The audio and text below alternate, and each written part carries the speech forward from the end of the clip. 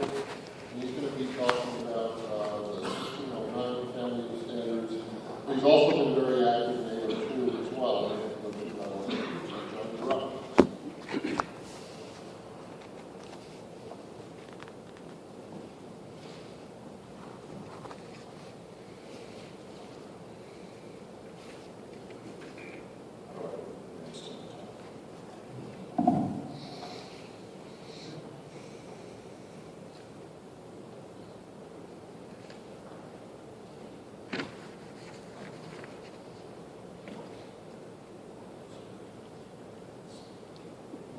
Okay.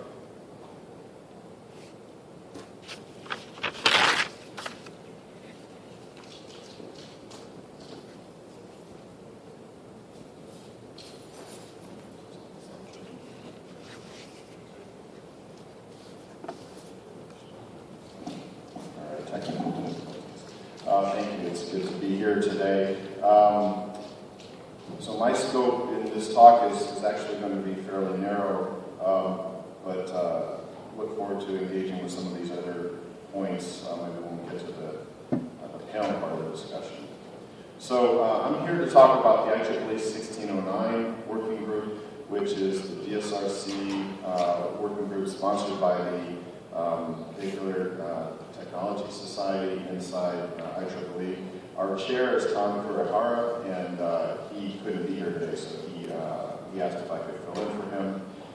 Just some basic information about our group, because we're not as high a profile group as an 802.3 or an 802.11 or an 802.15. We're really focused on a segment of the DSRC problem. If you're not all that familiar with DSRC, I'm not really going to provide a lot of background here, unfortunately, but hopefully we can get that information offline.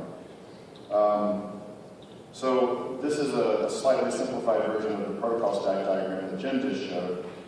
This is the DSRC stack. So at the bottom we have the 802.11p MAC and 5 that's been discussed already.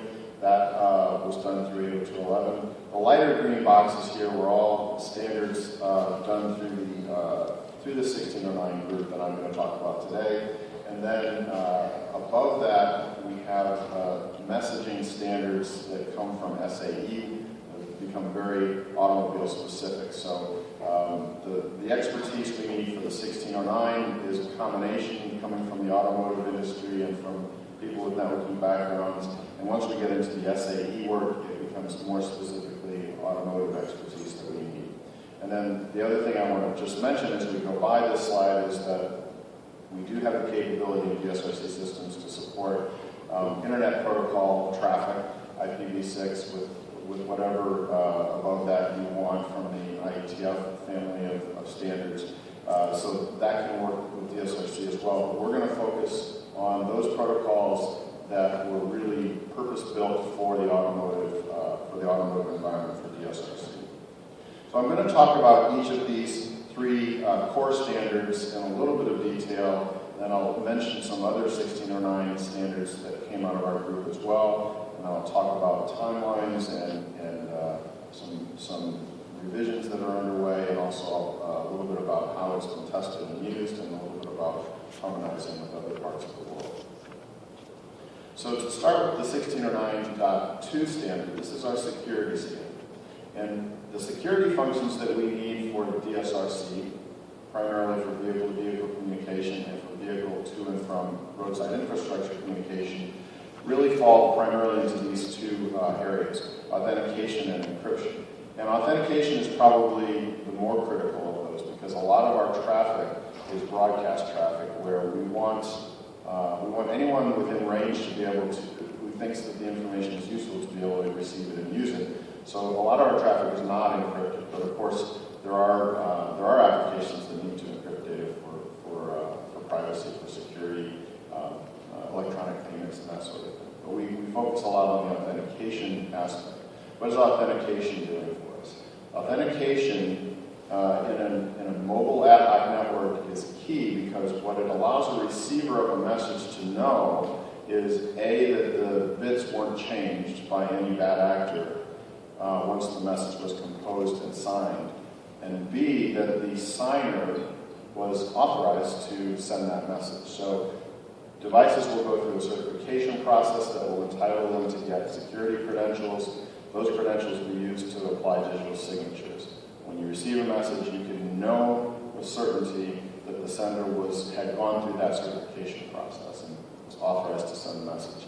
That's very important. The driving application for DSRC, the one that we talk most about, is vehicle-to-vehicle collision avoidance. And the paradigm for that is that vehicles send out what we call basic safety messages several times per second, telling anyone who's within range all of the core state information of the vehicle, where it is, how fast it's going, what its predicted path is, and so forth.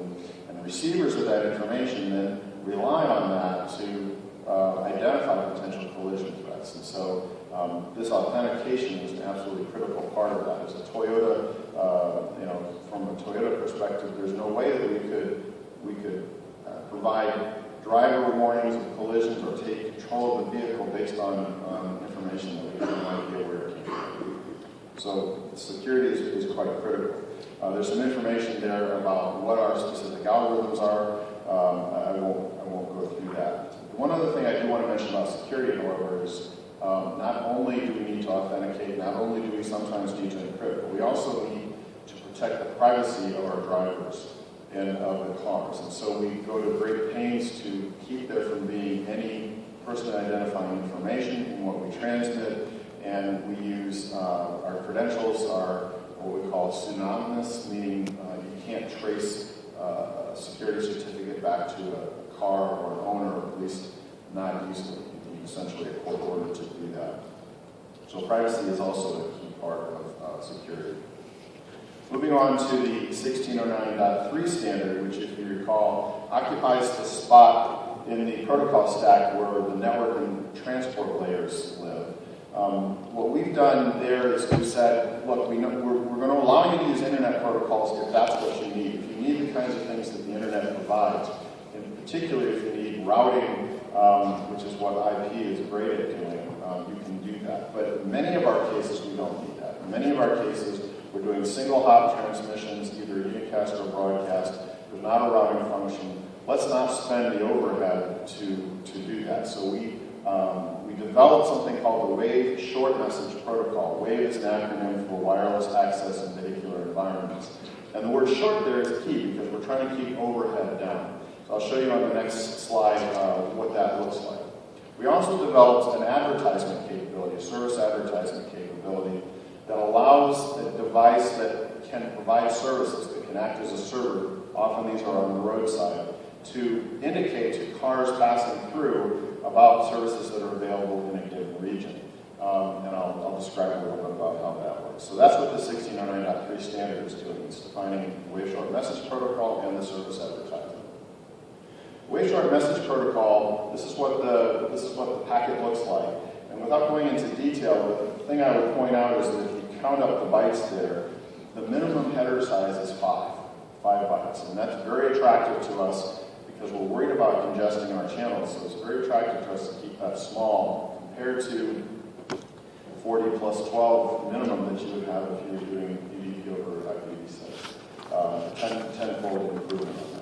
There are some options. I won't talk about those, but this is the core data plane vehicle for moving data at the network and transport layers. The service advertisement, also this is hard to see details, but I'll just explain at a high level what it's doing is, if I'm sending a service advertisement because I have services to offer, I should show this first. These slides got out of order. It'll make more sense if I show this. As we were just hearing in the DSRC spectrum, that we have 75 megahertz of spectrum for DSRC. We've arranged it in 7 10 megahertz channels. And 3 of those channels, the ones with arrows here, have special FCC designations. On the left, this is where we're going to send our safety messages. On the right, it's for something we call public safety. But in the middle, we have what we call our control channel, and this is where these service advertisements will go. So we don't want a vehicle to have 7 different radios so that it can access and utilize services that might be on any one of these channels. Instead, we want them to be able to tune a radio to this control channel, 178, and listen for advertisements that tell it where it can find other services. So having said that, I'm going to go back up to the service advertisement, and you can see that the main components here are service information, channel information, and wave routing information. The service information tells what services are available and a lot of parameters associated with each one. There could be many in a given service advertisement. The channel info tells you where to go get it, what channel to go find it on, and some other parameters that you might need to know about when you can access it. And the wave routing information is only there if you're using IP. It has extra information about how to route through the provider into the internet. So that's what the 609.3 standard is. Moving on to the 609.4 standard, the third of our core 609 standards, it's called multi-channel operation. And it also is there very specifically because we have these 7 channels and we don't want someone to have to deploy 7 radios. So as a way of operating efficiently in this multi-channel environment, we developed this paradigm so that so we use time division with 100 millisecond time increments. And in the first half of every 100 millisecond time increment, the control channel is where service advertisements will be. So if you're interested in listening to advertisements, you go to the control channel during the first 50 milliseconds of every 100 millisecond interval. If you hear an advertisement for a service you're interested in, you switch away from the control channel to the appropriate service channel during the second half of that 100 millisecond interval. You engage with the service provider to access your service. If it's not complete, you can stay there or you can come back in the future. Sometimes you can complete a service in as little as 50 milliseconds. But when you want to find out about the potential of new services, you go back to the control channel and you know that during the first 50 milliseconds of every 100 millisecond interval, that's when you can hear service advertisements. This whole protocol of switching between channels and what happens when and the mechanisms to engage that are defined in the 609.4 multi-channel operations standard. So we call that a high-level MAC, if you will, because it's allowing you to multiplex across multiple MAC instances. By the way, just to drive this home, we do not use this multi-channel switching for our collision avoidance safety.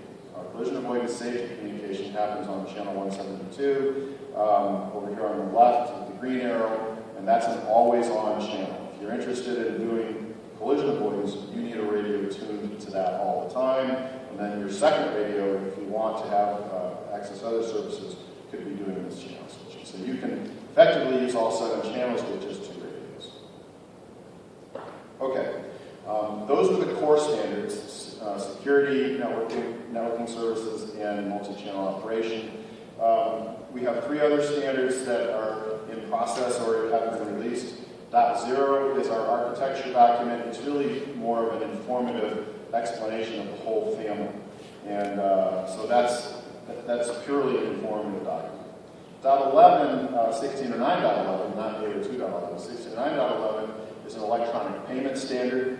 And 1609.12 is a standard that we published where we define certain identifiers. One thing I didn't mention is that in the wave short message, let me just go back to this.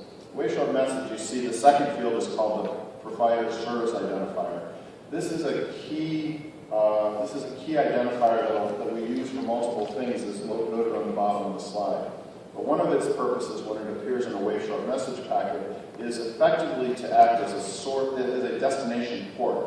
So that when the receiver receives the packet, it interrogates this PSID field, and it knows, based on the application indicated there, which higher layer process the payload should be routed to. These PSID values are defined in the 1609.12 identifier application standard.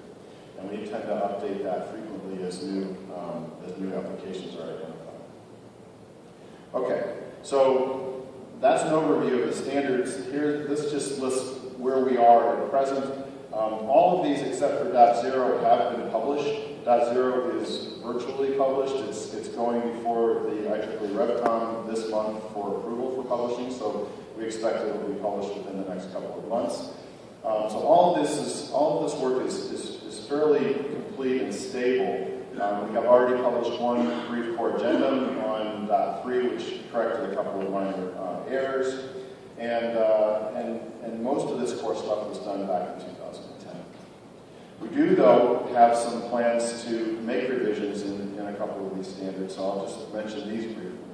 The 1609.2 security standard, we knew when we published that earlier this year that we already had a list of things that we wanted to change in it. So we're working on that revision already. The two main things that we're trying to do there are to define the specific format of the pseudonym certificate so that automobiles can utilize credentials while remaining anonymous. And also we're going to take a kind of a dramatic step and redefine all of our data structures in ASM1 so that it'll be easier to develop and test. For .3, it's entirely adequate for the core application of collision avoidance, but as we look to the future and a wider variety of applications, we realize that we could have used, and it would be good to have an option to have not just that PSID source, or not just that PSID destination port function, but a source port function as well. For example, if you have a situation like shown there where you have two parallel instances of an application running from the same device, you need to be able to arbitrate between them, and port numbers are the effective ways to do that. So we're adding an optional source port capability into the Wave Short Message Protocol, and there will be some other minor fixes coming. I wanted to mention harmonization briefly, because one of the things that we're trying to do is make our standards globally as similar as possible. I think Tudor will mention this a little bit as well. So part of our motivation in changing, for example, updating our 69.2 standard is to try to bring it in a little bit closer alignment with a similar standard that has been developed in ETSI in Europe. And similarly, part of the motivation for adding the source port capability in .3 is to bring it in better alignment with what has been done in Europe already. And as far as harmonization goes, one important point is that in Europe and the US, we're already well harmonized at the MAC and PHY level. We're all using 802.11p as it's defined by 802.11. And lastly, I just wanted to say that we have not just evidence of maturity in these standards through the fact that they're published, but we have even better evidence through the fact that they've been implemented and tested in a very large-scale field trial called the Model Deployment. This is a U.S. Department of Transportation sponsored effort that began in August of 2012 in Ann Arbor, Michigan, with nearly 3,000 equipped DSRC-equipped vehicles involved. It's been extended, so now it will wrap up in February of next year. And one of the good pieces of news coming out of that is that many different suppliers participated in this. They all implemented this stack, including these 1609 standards that I'm talking to you about, and interoperability was fairly easily achieved. There were only a few minor things that needed to be ironed out in terms of interpretation. So I think that's a sign that we did a good job in writing these standards, and also that those standards are in good shape to indicate that we're on the threshold of being ready to deploy this on a wide scale. And that's the